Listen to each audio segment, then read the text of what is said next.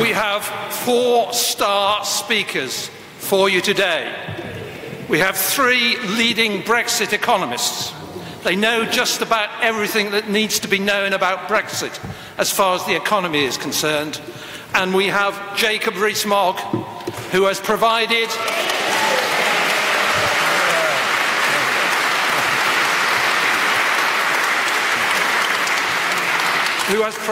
so much leadership on this issue and has been prepared to talk and debate with all comers, as we have just seen.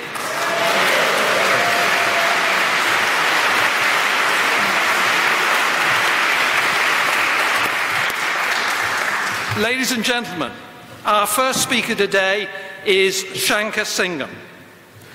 I first decided we needed Shankar to address a Bruges group meeting when I watched him giving evidence to the Brexit Select Committee in the House of Commons. He brought clarity and profound expertise to the seemingly complex issues of international trade. Shankar is both a US and a UK citizen and is currently Director of Economic Policy and Prosperity Studies at the Legatum Institute. Most importantly, he's one of the world's leading trade and competition lawyers. Shankar has worked with governments and companies around the world on market opening and transition issues, including WTO accession agreements for China and Russia. In the Daily Telegraph, 2 days before Theresa May's Florence speech, he argued that any transition period should not last beyond December 2020 and must allow us to be seen as an attractive and incredible negotiating partner for countries across the globe. While last July he wrote that temporary membership of the EEA and the Customs Union would make us progressively less and less attractive to trading partners. Shankar, we thank you for bringing your expertise to bear on these great issues and welcome you here today. Ladies and gentlemen, Shankar Singham.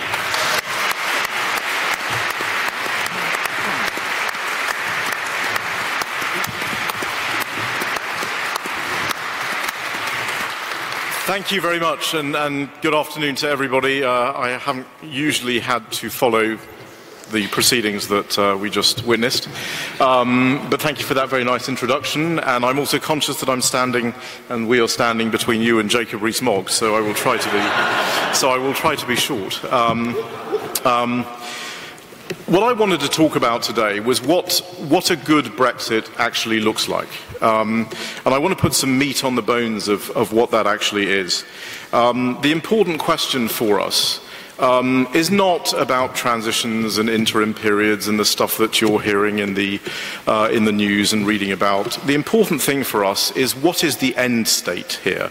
What is a good end state for the UK as a result of this process? And although I describe it as an end state, of course it is really a beginning. It's a beginning of 2 very important things that are happening, and one, I think, much more important than the other. The first thing, and the most important thing that is happening, is that Britain is embracing the world. The second thing is that Britain is leaving the European Union. And of course we're not leaving Europe, we're leaving the European Union and its institutions. Europe is part of the world, and so we are embracing that. And I think it's very important to look at this whole process as part of a Britain embracing the world and an independent, what a country looks like with an independent trade policy, an independent regulatory and domestic policy, and operating, just as other nations do, as a sovereign nation in the world. So what does that look like? I think the end state looks like a good, we hope, and it's up to them to agree this, a good agreement with the European Union certainly is very important. But in addition, we want to have trade agreements with other countries around the world, We want to be leaders in the WTO, the World Trade Organization, and we want to be leaders in global standard-setting organizations. So we have articulated at Legatum a four-pillared trade policy approach: what you can do by yourselves, and I think we'll hear a bit about that later, what you can do unilaterally, lowering tariffs in certain areas where you can, improving your own domestic regulatory environment, and that's where the big gains of this process actually are. Bilaterally, absolutely, we have to do trade deals with other countries. Plurilaterally, there are a number of arrangements around the world, very advanced arrangements like the Trans-Pacific Partnership, other agreements around the world that the UK can actually accede to. And many of those countries that are part of those processes are very anxious for the UK to accede to those agreements. I was just talking recently with the Australians, the New Zealanders, the Singaporeans, Mexicans and Canadians. All want the UK to engage in international trade policy. They see us quite differently, I think, sometimes from the way we see ourselves. They see us as the fifth biggest economy in the world, the second biggest exporter of services, a dominant player in a number of areas, an advanced manufacturing entity, and they expect us to lead in these organizations. It's not that they want us to lead, they actually expect us to lead. So how do we get from where we are now to that end state? And I think the guidance we have to have there is to preserve opportunities and minimize disruptions. So there will be disruptions as we come out of the European Union in March of 2019. Coming out of the customs union, coming out of the EEA will cause some disruptions. We have to minimize those, and we have to preserve the opportunities. If you are only focused on minimizing the disruptions, and you take in the process opportunities off the table, for example, by remaining in the customs union and the EEA, the European Economic Area or Single Market, then we're going to not have that good Brexit result that we need to have. So what we need to do between now and the end state that I've talked about is ensure that we're not so locked in to European regulation that, as Barry said, we're not attractive to other trading partners. If we merely present exactly like the European Union, in other words, our regulatory systems look like the European Union, we apply things like the precautionary principle, we apply things like REACH chemicals regulation, all the things that are anti-competitive regulations, then other countries who have difficulty negotiating with the European Union will also have difficulty negotiating with us. And we are smaller. So we will be less attractive and less important. So it's very important that we maintain our regulatory flexibility over our own systems. Now, many people will say that it is impossible for us to go from here to this end state without a transition period which essentially replicates exactly what we have at the moment. And that is why the calls are very much for a transition period based on something that looks very like the customs union and the EEA. Our response at Legatum to that is, that may be so. It first of all has to be negotiated with the European Union, but more importantly, we have to look at a mechanism that gets us from here to there, minimizing the disruptions that we find and our businesses find, but maximizing opportunities and certainly not taking those opportunities off the table. So we would say there are ways of doing this. And the WTO framework, in which all countries are in, including the European Union is part of the WTO. Sometimes it doesn't act like it is part of the WTO, but it is. And that creates a framework for us to do this. It creates a map for us to do this. And that map consists of saying to other countries in the world, other WTO members, that we wish to negotiate a free trade agreement with Europe, but we want to have some interim measures in place just in case we haven't got there. And those are things like zero tariffs so our food prices don't go up.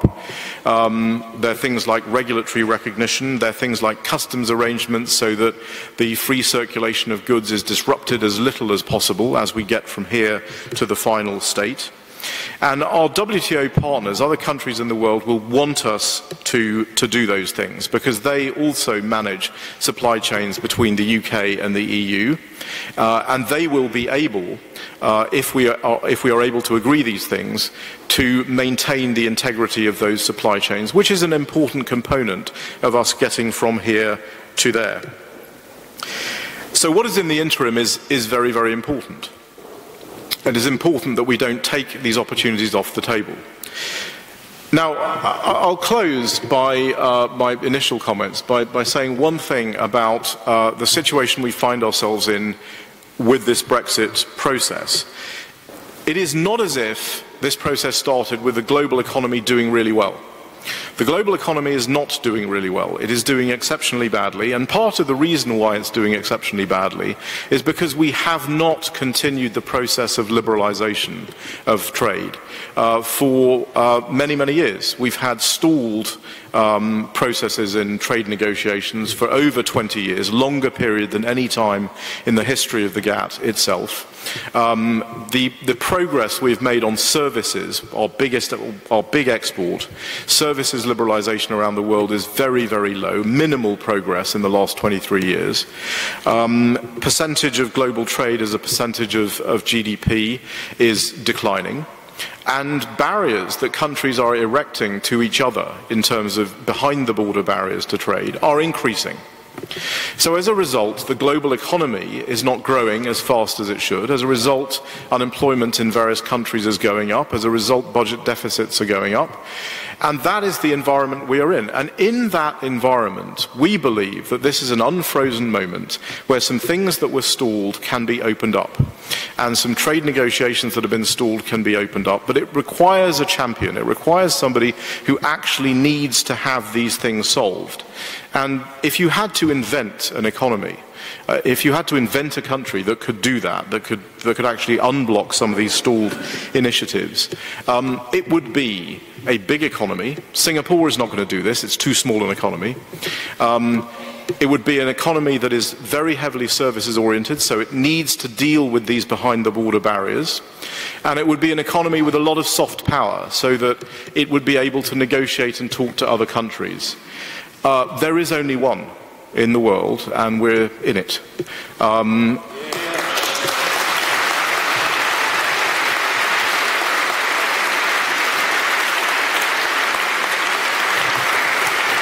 And I think the rest of the world recognises this, which is why it's so important for the UK to be able to demonstrate as quickly as possible global trade leadership, which the world needs, which our people need, and actually people all over the world in developed and developing countries alike also need. So I'll stop there, and I'm sure there'll be questions after the panel. Thank you.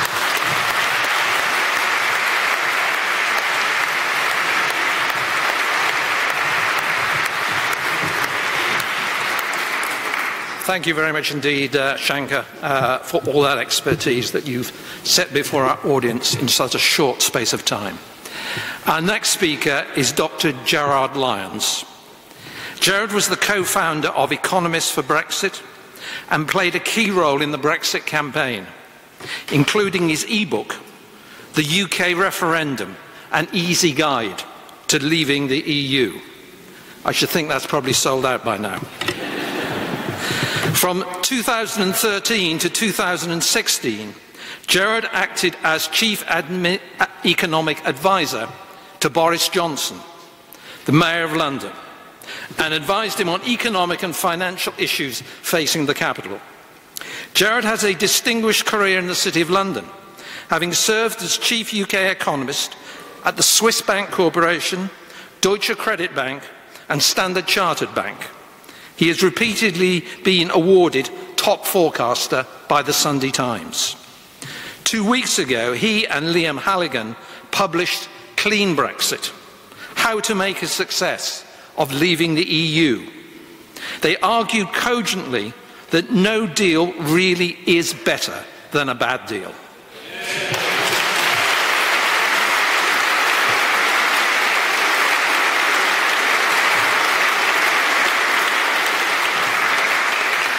They argue that it is not essential to strike a free trade deal with the EU by March 2019.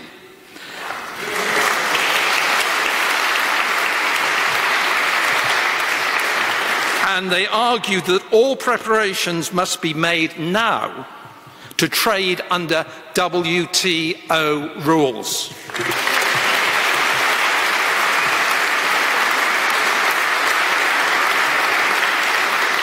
Ladies and gentlemen, could you please give a warm welcome to Dr. Gerard Lyons.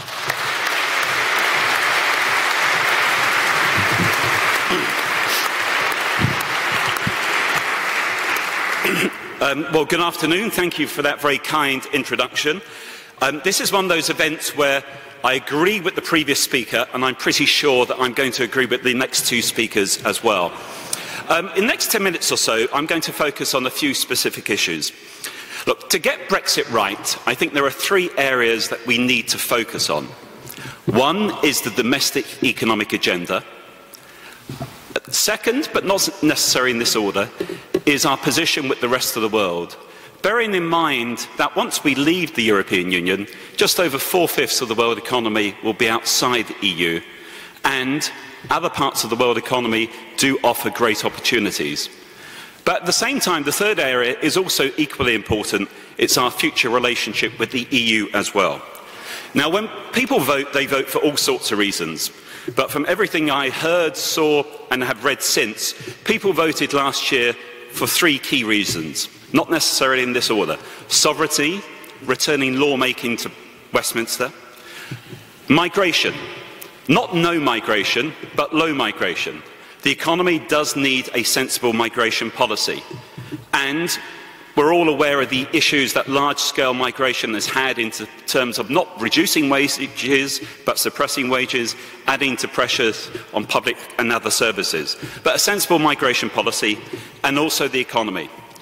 What I'd like to focus on are three areas that keep coming up in debates I'm having with people who either are wary of Brexit or who voted Remain. They're the economy, workers' rights, and the transition agreement. All are important. Take the economy. The Eurozone is having an economic recovery. That's welcome. I think, given that it's one of our key export markets, we should take advantage of it. But the cyclical improvement in the euro area does not disguise the fundamental underlying flaws within the whole EU area. It's predicated and built on the euro. Now, some people may say they were against us joining the euro, but they were in favour of us staying within the EU. And I accept that. But when you have an economic system built on such shaky foundations, that will ultimately ensure that the final outcome for that economic system is not going to be the best. In fact, Britain being in the EU is like walking the wrong way on an escalator. Economically, the world is seeing globalisation, technical change and innovation. And as Shanker touched on, services, and Britain is a service sector economy, unlike many of the others within the euro area, EU, 3/4 of our economy is services. Reducing non-tariff barriers in services is very important. But at the same time the world economy is heading in that direction, the EU is becoming regulating, centralising and controlling. At the same time, the EU is heading in the wrong direction politically, looking towards ever closer union. But the euro area is benefiting from a pickup, largely because the European Central Bank, and indeed the Bank of Japan is the other, are pumping money in like there's no tomorrow. It's basically a cyclical improvement based on the fact that the euro area, the European Central Bank's balance sheet is expanding significantly. I think we should accept the cyclical improvement. The euro area is only about 3 years into a recovery. Britain is about 8 years into a recovery. It doesn't mean the recovery comes to an end, but these cyclical differences should not disguise or take away our focus from the underlying structural differences between the euro area, which underpins the EU, and the UK economy. The other point I would like to say on this is the figure that's been mentioned in recent weeks, about 350 million on the side of a bus. During the referendum campaign, I criticised the use of that figure. I thought it would cause unnecessary focus, and it did in some respect. But what I found in the 4 months when I was out campaigning, particularly when I did a couple of events with Lord Owen, was the figure that kept coming up from people in the floor was the 500,000. What is the 500,000?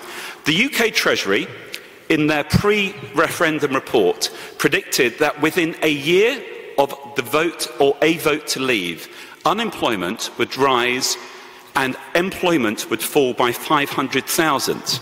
Many people I met said that they might vote leave, but they were scared of losing their job, and so they weren't going to vote leave.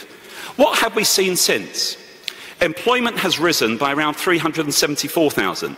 Full-time women in employment has gone up by 250,000. Some of that obviously is linked to the pension age changing as well, but there is no denying that the employment trend and the economic trend has been completely different to that outlined by the Treasury. Indeed, the OECD pointed out that in 2015 there was $33 billion of inward investment into the UK. Last year it was up to 254 billion, with 70% of that occurring after the referendum result. Obviously the weaker pound benefited, but people were also taking a longer term view. I just returned from China on Saturday. I gave a talk there on Thursday about Brexit. The Chinese are concerned by what they read in the Financial Times and the Economists, they tell me, but they still have a fundamentally positive view about the UK and want to continue to invest here. So the first point is the economy. There is a cyclical recovery within the euro area. It may well grow at a stronger pace than the UK over the next year or so. But don't let that disguise or take away the focus from the underlying fundamental differences and the need for us to be outside the customs union and the single market, as Patrick will talk about in a second. The second issue is workers' rights. Look, we can compete on price or on quality.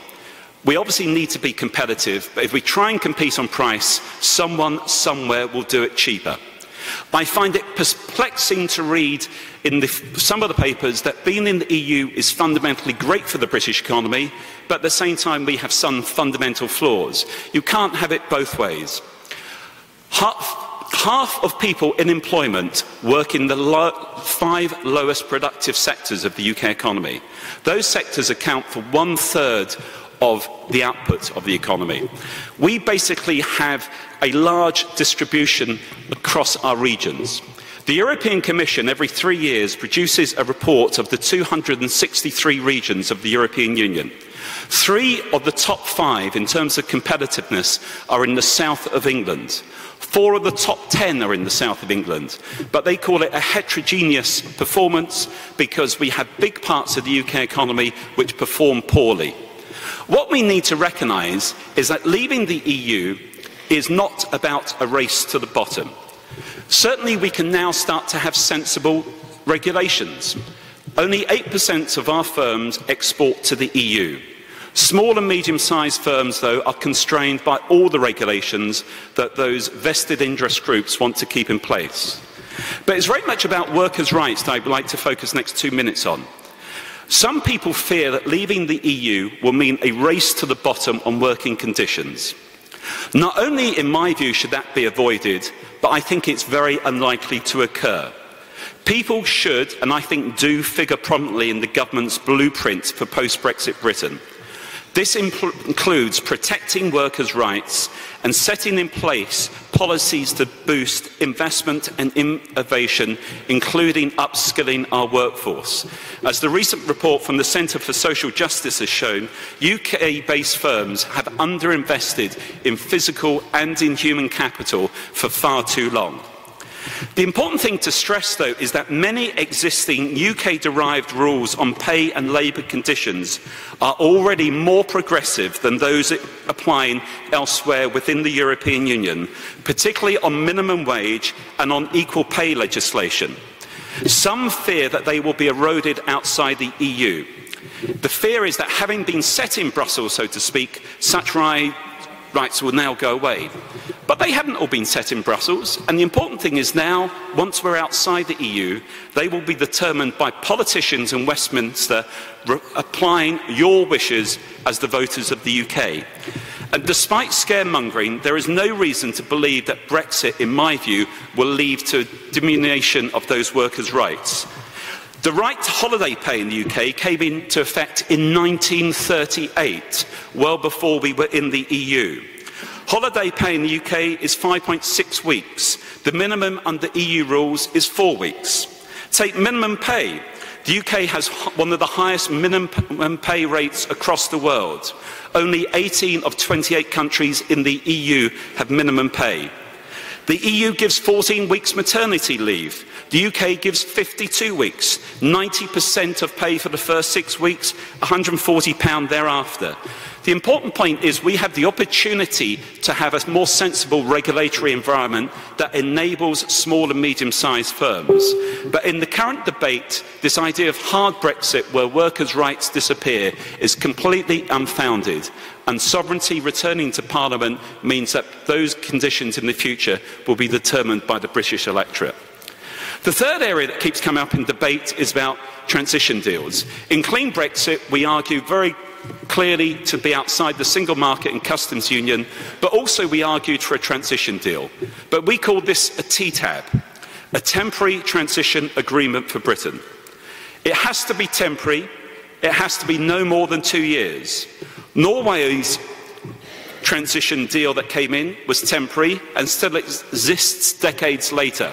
As Peter Lilly said, the EEA is not an antechamber to leaving, it's a waiting room for entry. The transition deal needs to be temporary, but it's there to help ease businesses in terms of their transition as they leave. The transition needs to replace this idea of an overhyped cliff edge with the reality of a bridge. A bridge where you can see how long it is, but also a bridge where we know where it's taking us, and that needs to be clearly articulated. Also, it needs to be a bespoke agreement for Britain. As Ian Duncan Smith has pointed out, any interim agreement should be agreed between two sovereign legal entities and therefore not imply that the ECJ controls what we do during that transition deal. Basically, a transition deal should not be a stepping stone to try and remain in the EU by the back door, but is about easing businesses and helping people adjust to the inevitability of leaving. But finally, leaving the EU, I think, will be one of the positive things for the UK economy. We can look at this in many different ways. The fundamentals, policy and confidence drive any economy. The government still needs to do a lot of work. But to leave you with some final comments, I would say, certainly being here in Manchester, if we look at the last 200 years, there probably are 4 landmark years in economic terms in the UK. And I think leaving the EU gives us the opportunity to take from each of those and build on each of those. 1846, the repeal of the Corn Laws, when consumers were put first over above the vested interests of lobbyists and big business. Remember, the EU is very much about lobbyists and big business and playing to those vested interests. 1931, when we left the gold standard and started to reposition the UK economy with a more balanced economic agenda, setting our own currency policy as a result. 1945 and the creation of a modern welfare state. And 1979, the creation of a supply-side economy. All of those years in each way had a profound impact on the UK economy. 1846, 1931, 1945, 1979. If we do it right, get our domestic economic agenda right, position ourselves globally, and actually have a sensible negotiation with our future about our future relationship with the EU, then I think 2019 will be seen by historians as another great year for the UK economy. Thank you.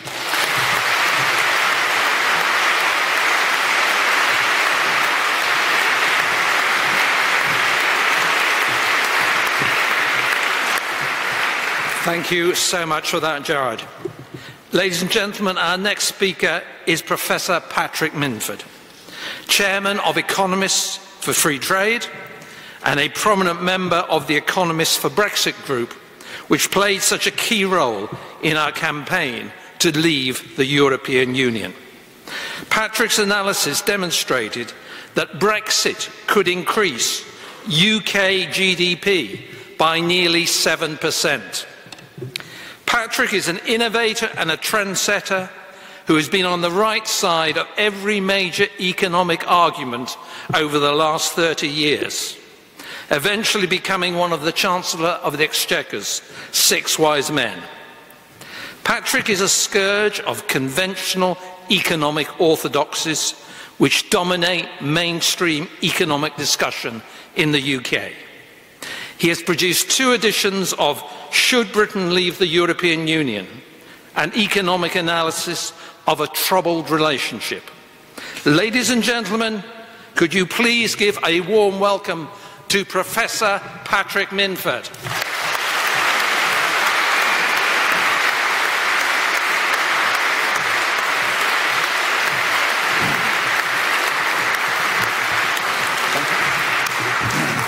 Thank you very much, Barry, for those very kind words.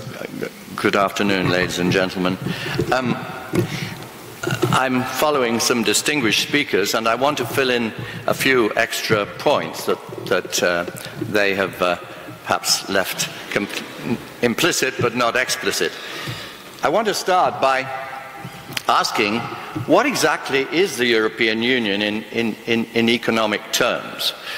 And I think the answer is it consists of 2 main things from our point of view that we are members of at the moment, and then it also consists of some plans for the future, some of which we are not very keen on and we didn't join, like the euro, the integration for the euro, the banking union, and the political union that the euro was designed to lead to. So what is the single market? I honestly can say that a lot of our political opponents of the Brexit cause don't seem to understand it. They talk about it as a sort of space in which you have to get inside the door, and if you're not inside the door, you can't get into this space. This is complete nonsense. The single market is a regulatory area within which, if you're a full member, all your regulations of the whole of your economic aspects of your economy, the whole of your economy effectively, is regulated by the EU, with the European Court of Justice as the ultimate arbiter. Now, most countries in the world aren't members of the single market, but they sell into the single market like they would sell into any country by meeting the product standards for the goods and services they sell. And that is a very much different regulatory requirement, of course. So, an obvious question is, why would you want, in order to sell into a country where you only need to meet their product standards, why would you want to have your whole economy regulated by them? I think the answer to that is a no-brainer. You wouldn't. But then you get to the second bit, which is the customs union, and here, what the EU does is to set quite substantial trade barriers against the rest of the world. So members of the customs union shelter behind these barriers and have much higher prices as a result for the goods that the European Union creates barriers against the rest of the world for. And they are basically 2 main categories: food and manufacturing, both of which are heavily protected by the European Union. We calculate against other OECD countries by about 20%. And against China, it's much larger, but it's very hard to get accurate estimates, maybe 60%. So this is a very protectionist organization, and it's descended from the old German Zollverein that set up by Bismarck in Prussia. And it's the same concept, that you develop your economy behind big barriers. And then we come to the plans for integration. And we shouldn't forget that the EU, as it marches forward, is planning that every country that's a member should join the euro and sign up to the full political and banking and financial union. So that is what we're dealing with here. And What then does one do when one comes to evaluate the costs and benefits of this from our point of view? And I think obviously the first thing that was key in the referendum was the notion of self-government. The problem being that the EU is governed by qualified majority voting, essentially by an elite, it is impossible really to stop them doing anything, because it's so hard to assemble a blocking minority. And the whole operation is therefore very anti-democratic. And that, of course, was one of the primary things that we all voted on in the referendum. But coming to the economics, there is a big cost of protection. And that has been completely swept to one side by the Remain and the Remainers, or the Ramonas, or whatever one wants to call them.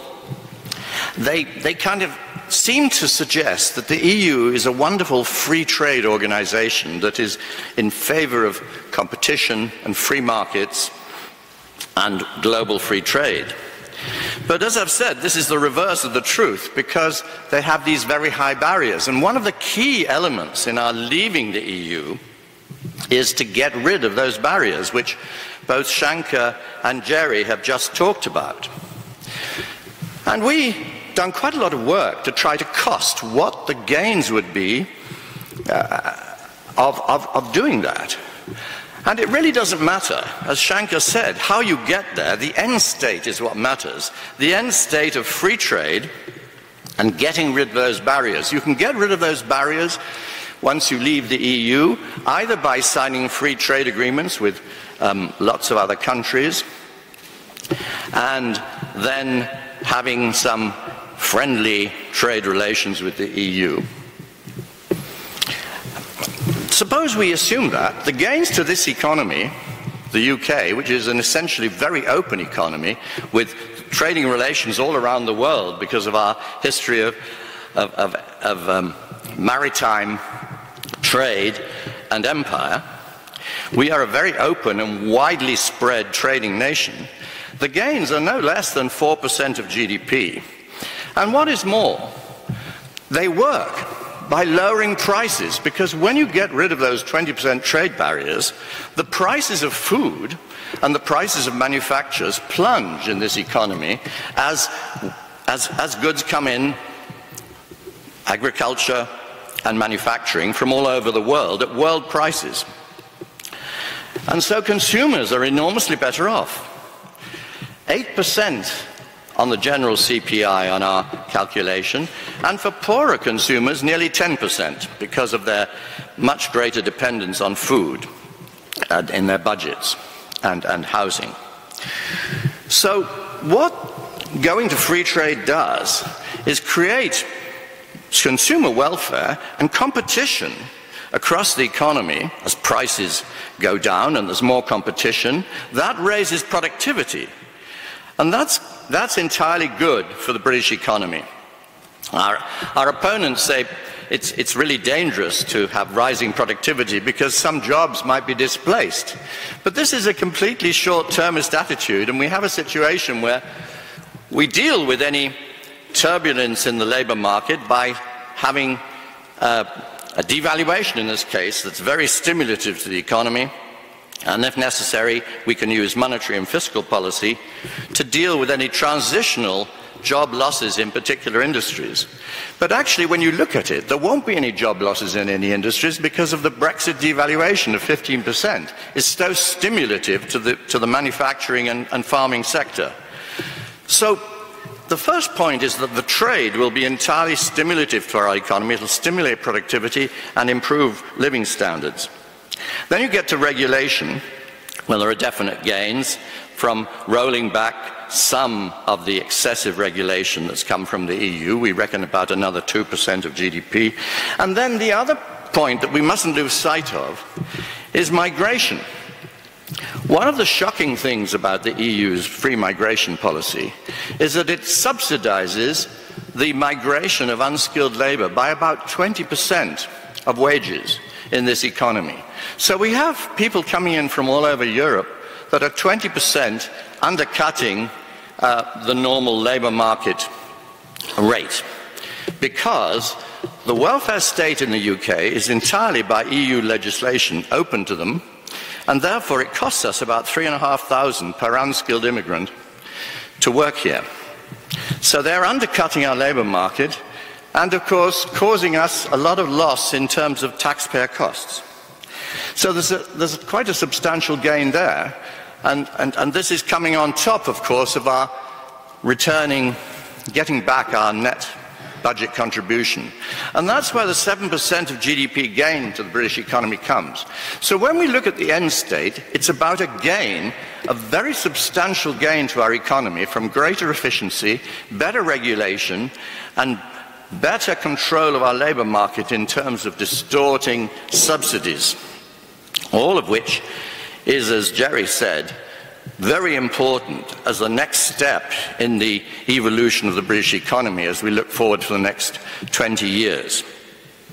And this end state is entirely dependent on us going to free trade, mastering our own regulation better than it's been mastered from the EU, and controlling our borders in an intelligent way.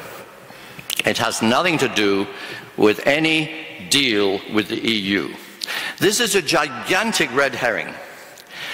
If we get no deal with the EU on anything other than the sort of bread and butter things that obviously have to be agreed, and don't forget, the EU by law must keep its borders open, offer us good customs, smooth customs arrangements that are in line with modern customs arrangements all around the world, i.e. virtual, with no queues and no nonsense. And they must recognize our standards, because that, again, if they don't, will be illegal. So once you factor in a no-deal scenario, which is one where obviously you have to agree all sorts of nuts and bolts things that will be necessary by law, you reach the conclusion that this end state is in no way dependent on what the EU does or does not agree. Yes, if the EU doesn't agree to a trade deal, there'll be a little bit of disruption. The average tariffs on manufacturing are about 3.5%. They're not very large. And also, tariffs on inputs are entirely, of course, not chargeable on any input that gets re-exported. So there will be a little bit of disruption there, but fundamentally it's pretty small. And the fundamental point is that no deal is not is an irrelevance, really, to the end state that we're trying to get. And so if I can conclude, Project Fear said that Brexit would create enormous uncertainty. What we know now is that the uncertainty is whether we'll have a soft Brexit, which is basically the status quo and gets us nowhere, or whether we have a proper Brexit, which gets us big gains of 7% of GDP. Now that is some uncertainty. It's uncertainty about the upside. It's not surprising that that uncertainty did not lead to the loss of 500,000 jobs, but rather led to the rise of jobs that we've seen since the referendum. So Project Fear was founded on a completely false assumption about uncertainty. The truth is that if we grasp the end state of leaving the EU and getting rid of all those problems that we've talked about, it's going to be a tremendously positive future for the UK economy.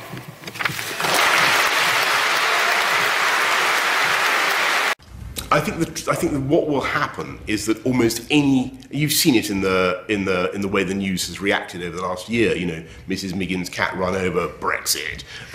You know, your neighbour moves house, Brexit. You know, house prices up, Brexit. House prices down, Brexit. Everything is ascribed to Brexit. There will be bumps on the road. Some plaster will come off the ceiling from time to time. and there will be some excitable headlines, but we'll end up in a very, very good place.